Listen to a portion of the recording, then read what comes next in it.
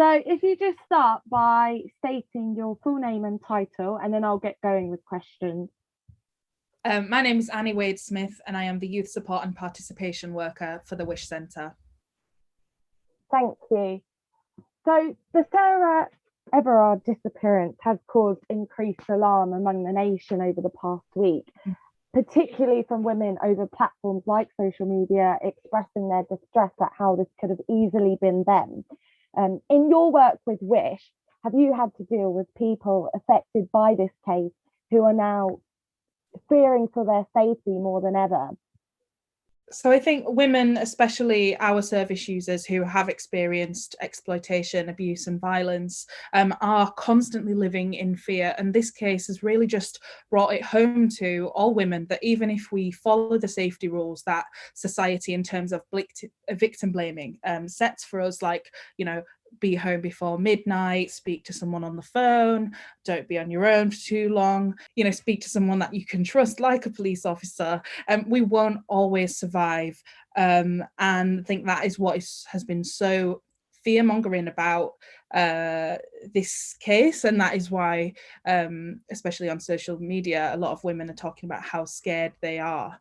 I think cases like this also do give women the opportunity to be heard, because so often we talk about this a lot, and I know that our young people talk about their experiences of violence against women a lot and are ignored. So today we've been supporting our young women at Wish this morning just via WhatsApp. This sadly isn't the first case in recent years, or the first for our young women in terms of exposure to gendered violence. Last year there was the case of two sisters murdered in Wembley Park, Nicole Smallman and Bieber Henry, and the police in that case dehumanized the women by taking pictures of them and sharing them on WhatsApp group chats, and that's something our young women felt close to. The women represented them in terms of background, and being in Wembley, it's close to where Harrow are based, so it's close by. There was another case last year of a young girl who was stabbed in Harrow after saying no to someone that wanted her Snapchat in the bus station. She did survive, but this is, again, our young women, they're constantly exposed to this. They're constantly living in fear of men. It's happening all the time. 6 women every hour in the world die to femicide. And our young women just feel ignored. They feel unsafe. They feel anxious to leave the house. They're already terrified of COVID-19. But what about this pandemic? What about the fear of men? So I think really this media cycle is also just very triggering for our young women. It's bringing up a lot of their own trauma. This week they've felt triggered by Meghan Markle's interview and being ignored when she asked for help, and the media saying she's faking her suicide ideation, and now this case of Sarah Everard going missing and being murdered. And they're expected to go back to school this week and to get on with their university work and just, get on with it. And it's brought up so much for them, so much fear, and just really triggering their own previous trauma. And I know you covered it by saying that in recent years, women have had to do things to keep safe, like staying on the phone while they're walking alone. And I saw on Twitter as well, one woman said she wears flat shoes just in case she has to run. And there's this issue, isn't it? I wanted to ask you, what do you think women can do to feel safer? But there's this argument that why should they have to be taking these extra precautions? There's a lot of debate around this subject and how men, for example, perhaps don't have to go to such lengths. Yeah, I know for me personally, I've done all of those things. I might carry something sharp like keys in my hand. I've had my hair tied, like there's conversations around how we should have our hair tied, can it be grabbed, or is it safer if we, we don't wear headphones at night, or we speak to someone but sometimes that attracts attention to us. Everything is always conflicting. Even I personally run home. I don't even run, but sometimes I will run home from the bus stop at night just because who's going to stop a running object? And that sounds so ridiculous to say out loud, but that is just how we feel. We're always in fear. And I do hope at least something out of out of this media cycle is that people start listening to us. Every campaign is always, about what women can do, how we can keep safe. But actually, us doing those things, it doesn't stop it from happening. What will stop it from happening if we say, what can men do? What can men stop doing? There was a Twitter thread maybe last year or the year before about, what would you do if men didn't exist for a day? And the things that women said were just like, most of them wanted to go for a run at night, or wanted to listen to their music and not worry about what might happen to them. And I just think that is just so harrowing. It just really hits home when you just hear how the simple things that women are asking for is just safety. We just don't want to be harmed. And I don't think that is a lot to ask at all.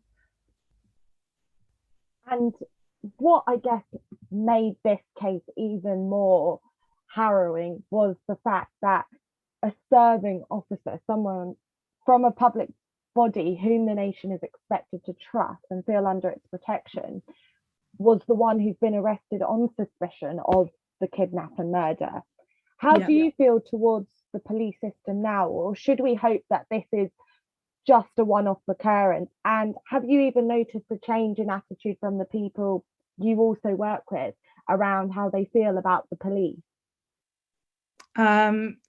So unfortunately, this isn't the first incident of the police force sort of exploiting their power within society to harm people. And, our young people are very aware of that. Our young people will avoid going to the police about different things. They'll avoid speaking to the police. They're quite afraid of the police. We just need way more training and sifting within the police force. These are the people who are meant to make communities feel safe, and many people just cannot trust them. And we've seen that a lot over the past year, people talking more about it, issues of racism, sexism, and general danger to the public. Our young women will avoid reporting sexual assault or harassment out of just fear of rejection, not being believed, humiliation, or just further traumatization. And that's something as well that we try to provide support with, is sort of advocacy work and speaking to young people maybe before they have a police interview, or signposting them to services that can actually go with them. Yeah, so with regards to the Wish Centre, that it's a London-based charity that's trying to prevent self-harm, abuse, and the exploitation of young people. So talk to me about this. Obviously, I know you've covered it, but in the aftermath of this news, what measures as an organisation will you be taking to protect young people even further? So at the Wish Centre, we provide support for young people that self-harm and that have been affected by abuse, exploitation and violence. And we do that through open-ended one-to-one therapy and peer support groups and youth programs. So at Wish, we'll be continuing to have open conversations about this. We're going to keep providing free therapy and peer support to as many young people as we have capacity to, but we are a very small organisation, and obviously this is not only a national issue but a global issue, and we do want to do more.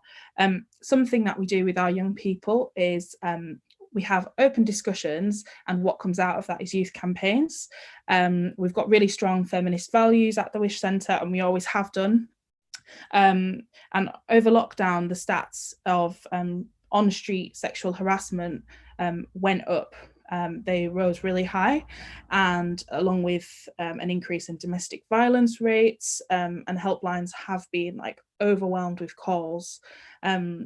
I've been on the phone to young people whilst they're being shouted after and followed, or I've had one young person tell me, there's someone at her local tube station that keeps exposing himself to her and her sister, and they don't want to go and speak to the police about it because they feel nothing will be done. I've got young people who won't go to certain areas of their hometown because of what's happened to them there. And so recently our young people did start a campaign around catcalling. They've really noticed over lockdown, they get shouted at constantly out of cars or by people in the street. They've been catcalled in hoodies, in their school uniform, or when they're out exercising. They're purely afraid to exist. And you say this is a national issue, what's happening. So looking at the wider picture, what do you think needs to be done? Because obviously I know as an organisation what you want to do, but what needs to be done by the country, I guess, or what measures is are we looking at a future, do you think, where women should be carrying personal alarms? I know some people do, but is that a thing that should become the norm?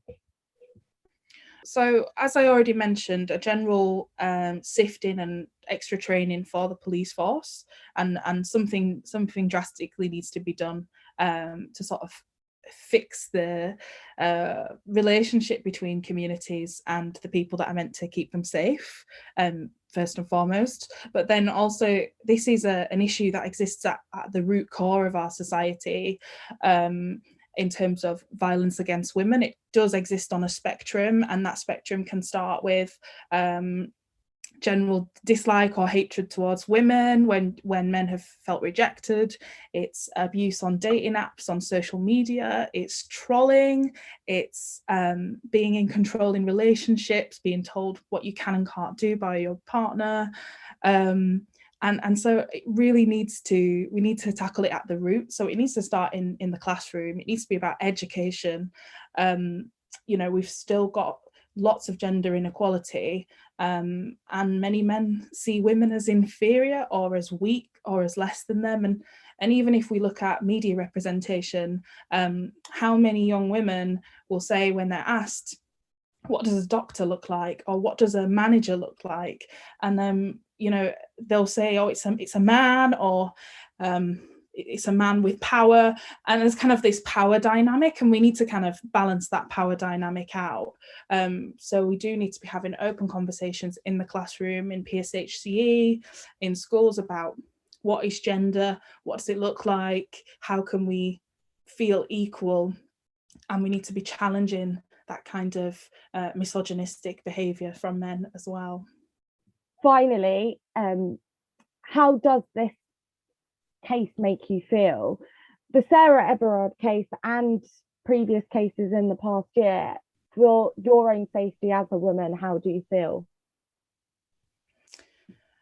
For me personally, as a woman, it's kind of something that's always there. You do feel anxious. Like I've mentioned before, I follow my own procedures of how to feel safer out in public at night. I'll avoid being anywhere after dark by myself, which has obviously been really hard in lockdown as well, because if we're working from home or working inside, we finish work at 5 and it's been dark and we're only allowed to see people outside. So that has been really trapping, I think, for a lot of women. But personally, I just feel desperate for things to change. I can't even imagine a society where I feel safe as a woman. And I'm a queer woman as well, so there's an extra level of fear if I'm out with a partner, and there's obviously a lot of violence towards the LGBTQ plus community as well. And in terms of the media cycle and trying to keep myself safe, I'm going to be taking a lot of breaks from social media, which I would suggest to anyone else, if it is triggering for you right now, just rest, talk to your friends, practice self-care, and use helplines like Women's Aid, Refuge, or LGBT Foundation for LGBTQ women. Young people as well can text Shout, just for support right now, because it's okay if you're affected by this case. Thank you so much, Annie. That was really helpful, really insightful.